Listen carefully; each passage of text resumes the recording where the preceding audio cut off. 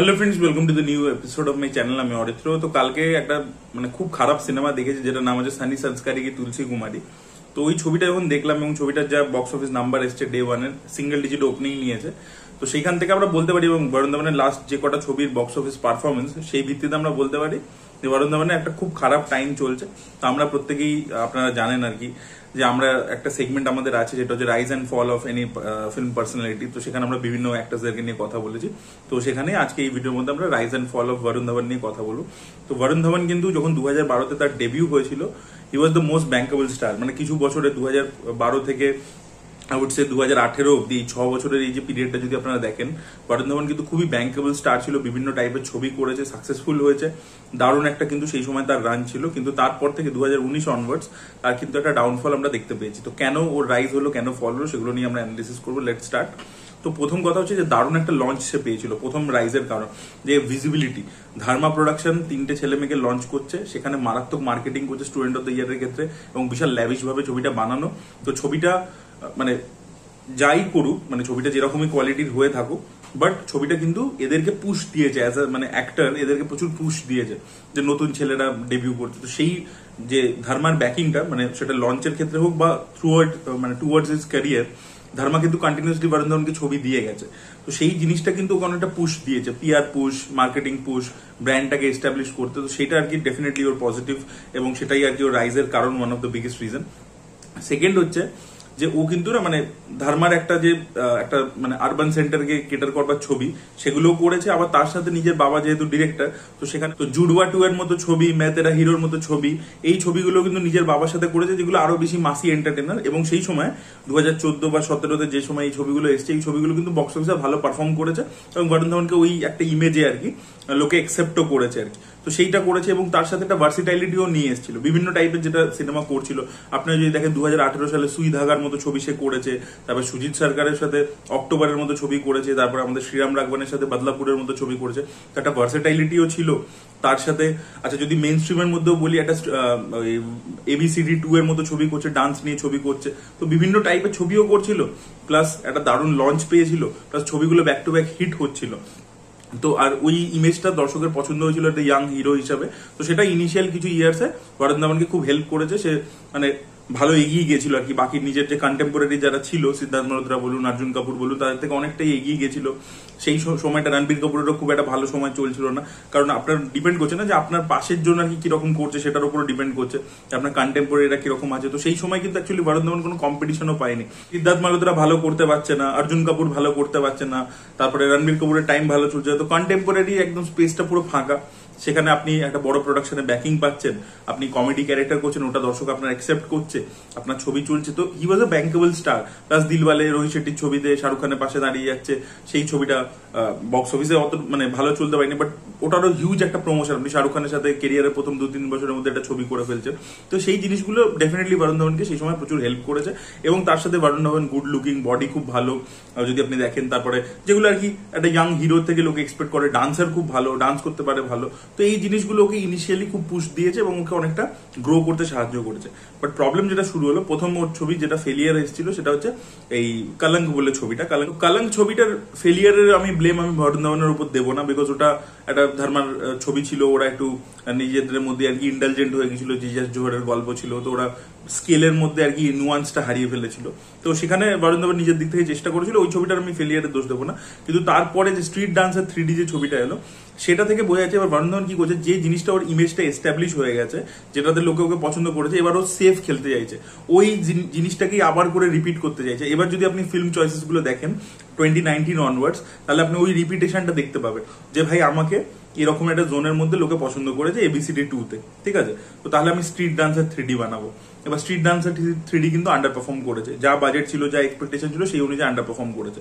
আপনি আবার যদি দেখেন, ওই ছবিটা OTT-তে রিলিজ করেছিল, কুলি নাম্বার 1, বাট ওটা হচ্ছে কি, যে আমি গোবিন্দাকে রিক্রিয়েট করব, যেটা আর কি একবার ওই জুড়বা সালমান খান হয়ে গেছে, বা मैं तेरा হিরো ছবিটা তো কাইন্ড অফ একটা ওর গোবিন্দার মতো করেই ওর বাবা পোর্ট্রেল করে থাকে, এবার সেটাকেই আবার করে করতে চাই। তো এই যে একটা নিউ এজ গোবিন্দা, এটা যেটা ওর বাবা ওকে ইমেজটা দিতে চাইছে আর ও নিজেও নিতে চাইছে, এটা বিশাল প্রবলেম্যাটিক একটা জিনিস। বিকজ গোবিন্দা একজনই ছিল, গোবিন্দার মতো কেউ হতে পারে না।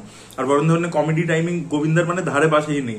তো সেইটা হওয়াটা খুব মুশকিল। তো আপনি একটা ভুল জিনিস কে অ্যাচিভ করতে চাইছেন, প্রথম কথা সেটা, যে ওই জোনটার মধ্যে ওর ওই ছবিটা করাই উচিত না। এবং আপনি যদি দেখেন ও কি করছে, যে আগে ওটা অ্যাকসেপ্টেড হয়েছে, জুড়বা 2, मैं तेरा হিরো, তারপরে ABCD 2, তামির চলো স্ট্রিট ডান্সার, কুলি ও কোভিড এর কারণে ওটিটিতে এসছে, কিন্তু বিশাল ব্যাকল্যাশ পেয়েছিল।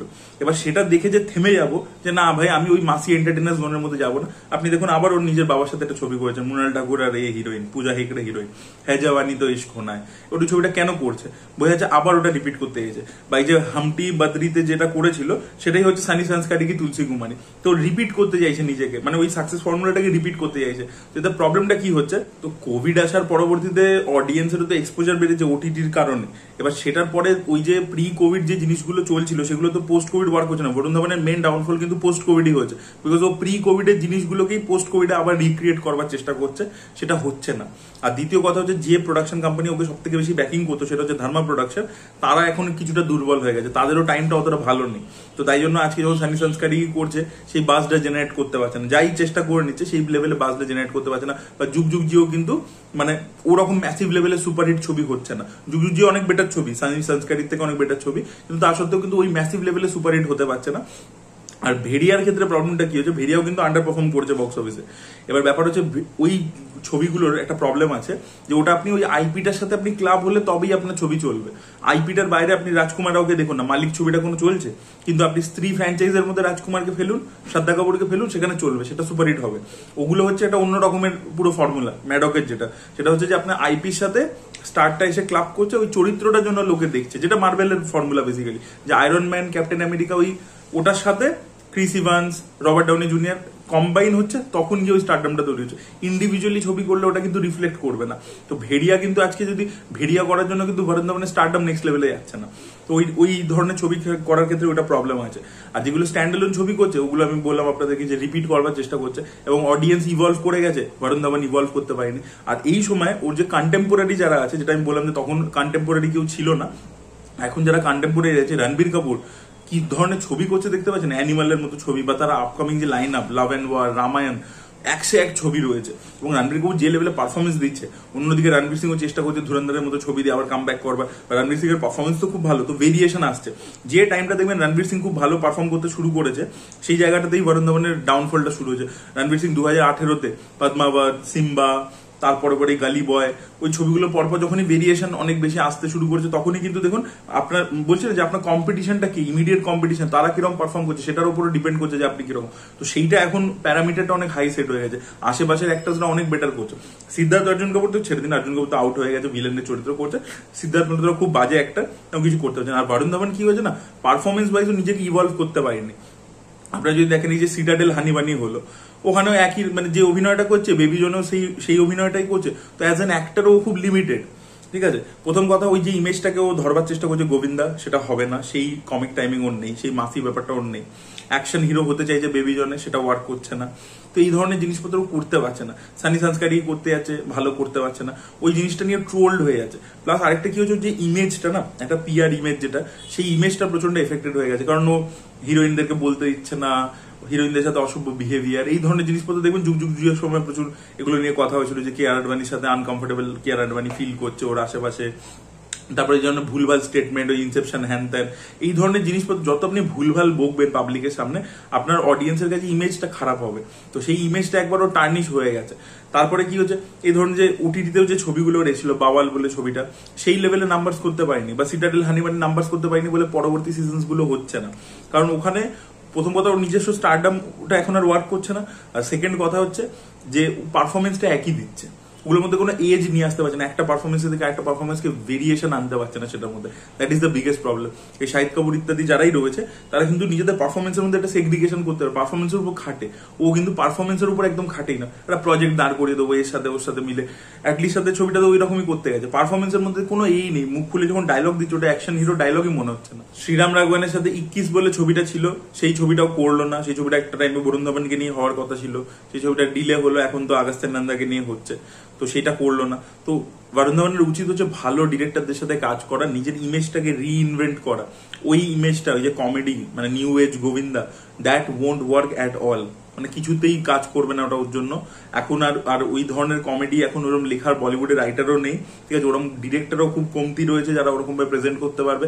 প্লাস ওই জোনটার মধ্যে কার্তিক আরিয়ান অলরেডি ঢুকে গেছে, ওটাতে দর্শককে বেশি অ্যাকসেপ্ট করে নিয়েছে।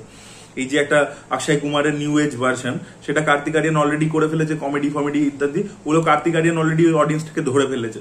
সেটা এখন বরুণ ধাবানকে দর্শক ওইভাবে অ্যাকসেপ্ট করছে না। তো ওর ইমেজটাকে ইমিডিয়েটলি চেঞ্জ করা উচিত, অন্য ধরনের ছবি করা উচিত, ঠিক আছে, মেন স্ট্রিমই করুক বাট অন্য ধরনের, এবং ভালো ডিরেক্টরদের সাথে ছবি করুক। ওই প্রজেক্ট মাউন্ট করছি অ্যাটলিস্ট সাথে জাস্ট নাম অ্যাসোসিয়েটেড হয়ে গেল বলে আমি ছবি হিট দিয়ে দেবো, এই ভুল চিন্তা ভাবনাগুলো সরিয়ে ভালো ডিরেক্টর আদিত্য ধার রয়েছে বা অন্য কোনো ডিরেক্টর, বা একটু সুজিত সরকারের সাথে কাজ করলো, শ্রীরাম রাঘবনের সাথে কাজ করলো, এরকম একটু ভেরিয়েশন এনে একটু ভালো রিমেক ফিমেকের থেকে দূরে থেকে ভালো রাইটার ডিরেক্টরদের সাথে কাজ করা, এই ধরনের কাজ কিন্তু তার করা উচিত।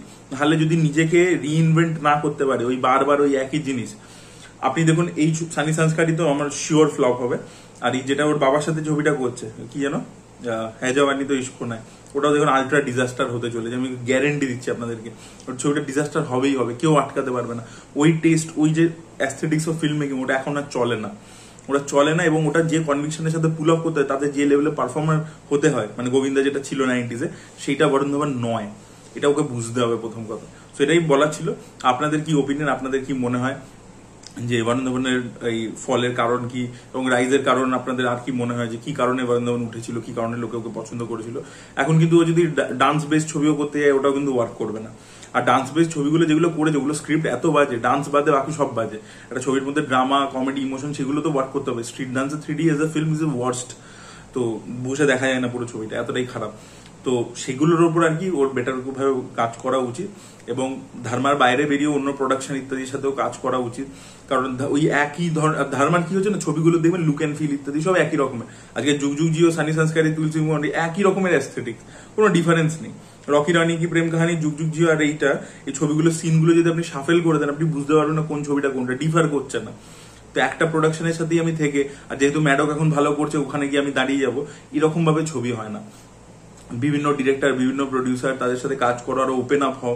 অ্যাকচুয়ালি কি হয় জানো, বম্বেতে কি একটা সাথে অ্যাকচুয়ালি এত এই ব্র্যান্ডিং ইত্যাদি এইসব থেকে পয়সা কামিয়ে নেয়। তো মানে সিনেমা করবার সময় খালি একমাত্র বড় প্রডিউসার, আগে প্রডিউসার দেখে, আগে কে প্রডিউসার, ডিরেক্টরের নাম আছে কিনা, ব্র্যান্ড আছে কিনা, এগুলো দেখে এবং সেখানে ছবি করে নেয়। তার মানে ও ভালো ডিরেক্টরও খারাপ স্ক্রিপ্ট আনতে পারে, আর একটা ডিরেক্টর যে হয়তো অত নোন নয়, সেও ভালো স্ক্রিপ্ট নিয়ে আসতে পারে, সেগুলোর দিকে ওরা তাকায় না। ঠিক আছে, প্রডিউসার ব্র্যান্ডিং দেখে খালি কাজ করে, প্রডিউসার আদৌ প্যাশনেট কিনা। ঠিক আছে, প্রডিউসার কারণ জোহর ধর্মা প্রোডাকশন কি করবে, যে ভাই আমি এটা মিউজিক রাইটস বেচে দেবো, আমি ওটিটি বেচে দেবো, এইগুলো আমি সেফ হয়ে গেলাম, আমি ছবিটা বানিয়ে দিলাম। তো সেটা তো ওরকম ভাবে তো তোমার তো লাভ হচ্ছে না হিরো হিসাবে। তুমি যখন ছবি রিলিজ করছো, তোমার যদি বক্স অফিস না হয়, তোমার তো বাকি সবেরই ব্র্যান্ড কমে যাবে, মানে ভ্যালু কমে যাবে, ব্র্যান্ড ভ্যালুটা। সো এটাই বলা ছিল। That was it. Thank you so much. আপনাদের কি ওপিনিয়ন অবশ্যই কমেন্টে জানাবেন।